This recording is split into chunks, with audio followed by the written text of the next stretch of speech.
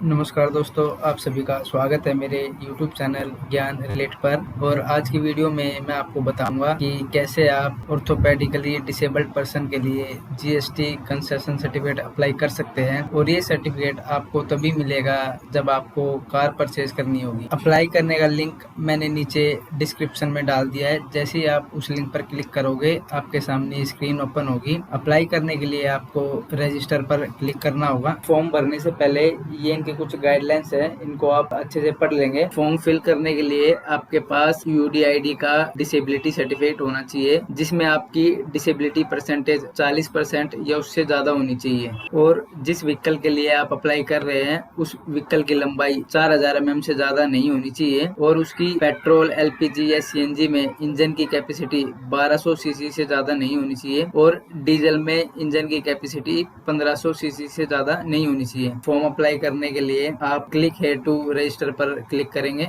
उसके बाद सबसे पहले यहाँ पर आप अपना नाम एंटर करेंगे। उसके बाद यहाँ पर आप अपनी ईमेल आईडी एंटर करेंगे। उसके बाद मोबाइल नंबर एंटर करेंगे और उसके बाद आधार नंबर एंटर करेंगे। आधार नंबर एंटर करने के बाद आप वेरीफाई आधार पर क्लिक करेंगे। उसके बाद ओके पर क्लिक करेंगे। उसके बाद यहाँ पर आप OTP एंटर करेंगे। OTP एंटर करने के बाद आप वेरीफाई मोबाइल OTP पर क्लिक करेंगे। यहाँ पर आपका आधार नंबर वेरीफाइड हो चुका है। उसके बाद अगर आपके पास UDID नंबर है तो यहाँ पर आप यस को सिलेक्ट करेंगे। और उसके बाद यहाँ पर आप अपनी DOB एंटर करेंगे। DOB एंटर करने के बाद यहाँ पर आप अपना UDID नंबर एंटर करेंगे। उसके बाद क्लिक है टू वेरीफाई UDID नंबर पर क्लिक करेंगे। अगर आपका UDID नंबर वेरीफाई नहीं हो रहा है तो इसको आप ओके करके यहाँ पर आप नो को सिलेक्ट करेंगे। उसके बाद यहाँ पर आप अपना पासवर्ड बना लेंगे। पासवर्ड में मिनिमम 8 कैरेक्टर होने चाहिए, जिसमें एक लोअर केस, एक अपर केस और एक न्यूमेरिक डिजिट और एक स्पेशल कैरेक्टर होना जरूरी है। पासवर्ड बनाने के बाद आप कंफर्म पासवर्ड में वही पासवर्ड एंटर करेंगे। उसके बाद ये कोड यहाँ पर एंटर करेंगे। उसके बाद ये आई एग्री के आगे बॉक्स है, इस पर आप क्लिक करेंगे। ये सारी डिटेल फिल करने के बाद आप रजिस्टर पर क्लिक करेंगे। उसके बाद क्लोज पर क्लिक करेंगे। आपका अकाउंट क्रिएट हो चुका है।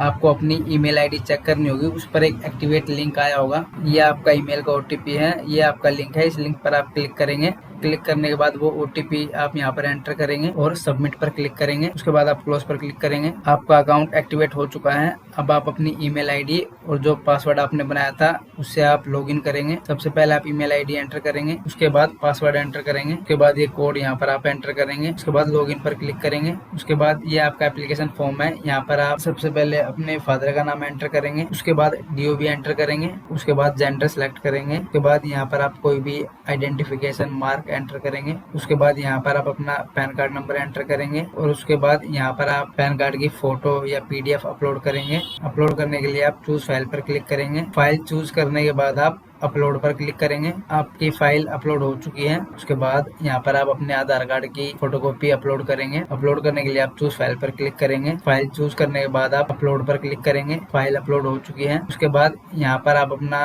UDID का नंबर एंटर करेंगे। उसके बाद UDID सर्टिफिकेट अपलोड करेंगे। अपलोड करने के लिए आप चूज फाइल पर क्लिक करेंगे। फाइल चूज करने के बाद आप अपलोड पर क्लिक करेंगे। आपकी फाइल अपलोड हो चुकी है। उसके बाद यहाँ से आप अपना स्टेट सिलेक्ट करेंगे। उसके बाद यहाँ से डिस्ट्रिक्ट सिलेक्ट करेंगे। उसके बाद अपने एरिया का पिन कोड एंटर करेंगे। उसके बाद यहाँ पर आप अपना रेजिडेंशियल एड्रेस एंटर करेंगे। उसके बाद यहाँ पर आप जिस भी कंपनी की कार खरीद रहे हो वो कंपनी यहाँ से सिलेक्ट करेंगे। उसके बाद कार का मॉडल नंबर सिलेक्ट करेंगे। उसके बाद ये वेरिएंट और इंजन कैपेसिटी और लेंथ ये ऑटोमेटिक फिल होकर आएंगे। उसके बाद यहाँ पर आप जिस डीलर से आप कार खरीद रहे हैं उस डीलर का नाम, उसकी ईमेल आईडी और फोन नंबर और किस स्टेट से आप गाड़ी खरीद रहे हो वो यहाँ पर आप एंटर करेंगे। डीलर की डिटेल डालने के बाद आप जिस RTO में आपकी गाड़ी रजिस्टर्ड होगी उस RTO का नाम, ईमेल आईडी, मोबाइल नंबर, वो RTO ऑफिस किस स्टेट में है वो डिटेल यहाँ पर आप एंटर करेंगे।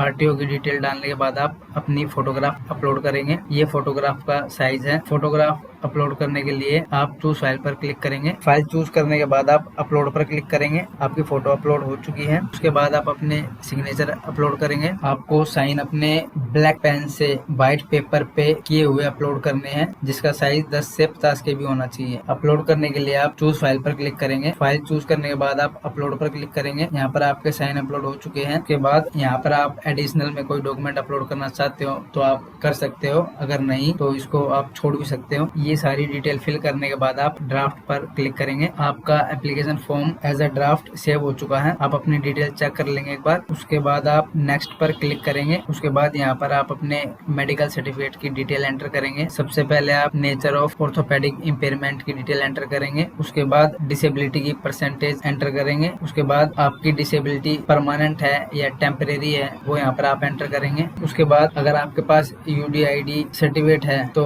इन डिटेल्स को भरने की जरूरत नहीं है। उसके बाद यहाँ पर आप अपना UDID सर्टिफिकेट अपलोड करेंगे। अपलोड करने के लिए आप चूज फाइल पर क्लिक करेंगे। फाइल चूज करने के बाद आप अपलोड पर क्लिक करेंगे। डिसेबिलिटी सर्टिफिकेट अपलोड हो चुका है। उसके बाद आई हेयर बाय के आगे बॉक्स है, इस पर आप क्लिक करेंगे। उसके बाद यहाँ पर आपको एक सेल्फ डिक्लेरेशन फॉर्म डाउनलोड करना पड़ेगा। डाउनलोड करके आप इसका एक प्रिंट आउट निकलवा लेंगे। यहाँ पर आप अपना नाम लिखेंगे, यहाँ पर आप अपने साइन करेंगे, यहाँ पर प्लेस का नाम लिखेंगे, यहाँ पर डेट डालेंगे और उसकी फोटो या PDF बनाकर डिक्लेरेशन फॉर्म यहाँ पर आप अपलोड करेंगे। अपलोड करने के लिए आप चूज फाइल पर क्लिक करेंगे। फाइल चूज करने के बाद आप अपलोड पर क्लिक करेंगे। फॉर्म अपलोड हो चुका है। उसके बाद आप ड्राफ्ट पर क्लिक करेंगे। आपका ड्राफ्ट सेव हो चुका है। उसके बाद आप फाइनल सबमिट पर क्लिक करेंगे। आपका फॉर्म सबमिट हो चुका है। यहाँ से आप अपना एप्लीकेशन फॉर्म डाउनलोड कर लेंगे। एप्लीकेशन का स्टेटस जानने के लिए आपको अपनी ईमेल ID और पासवर्ड से लॉगिन करना होगा और यहाँ पर आपको अपना एप्लीकेशन स्टेटस दिख जाएगा। तो यहाँ पर हमारी वीडियो कंप्लीट होती है।